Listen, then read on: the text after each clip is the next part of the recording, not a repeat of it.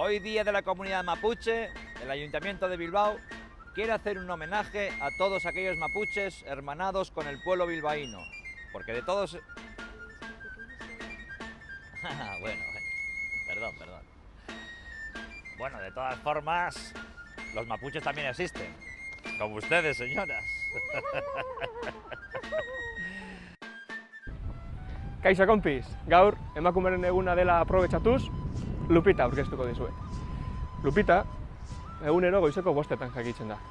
Egurra pilatzen du, bere umeentzat gosaria prestatzen du, gizonari hortuan laguntzen dio, familia guztiarentzat bazkaria prestatzen du, egun gogorra du Lupitak. Baina bueno, gero, egun guztia ematen du guk guztion artean prestatu diegun artisautza kooperatiba batean lan egiten. Eta gainera gratis, debalde. Lupitari gustatuko litzaioke, zu bezalako izatea. Zuk dauzkazun eskubide berdinak izatea. Ni bezalako izatea gustatuko litzaioke. Así que guztion artean daukagun apur batekin lortu dezakegu. Ze, lagunduko dugu Lupitara?